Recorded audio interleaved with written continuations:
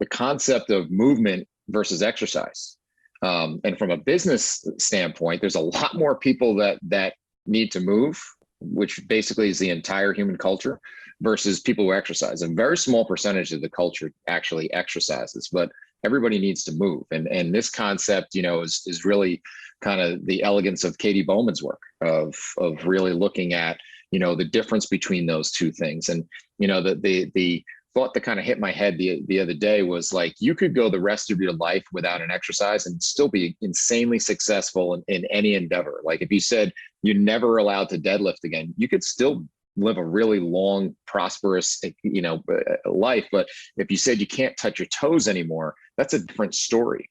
And so from the position of, hey, where am I going to get the biggest net to cast, is like everybody needs to move.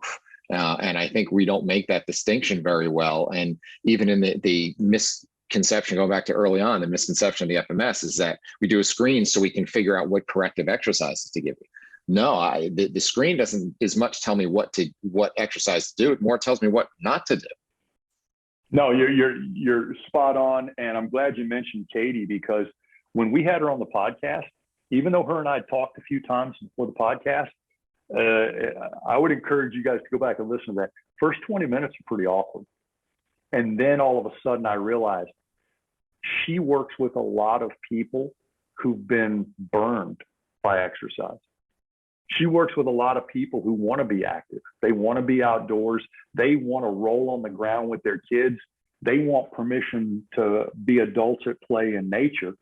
And she's got both the biological and biomechanical background to talk about that. But I honestly think that a lot of people who she winds up teaching directly, like when she runs a camp or something like that, have probably been let down by the gym atmosphere or by the sterileness of rehabilitation. And so talking to the movement screen guy, I'm just one of those assholes assigning another number to stigmatize how unfit you are. No, I sort of saw that coming around in our interview, and I was like, no, Katie, if anything, I would love for the movement screen to validate what you've done.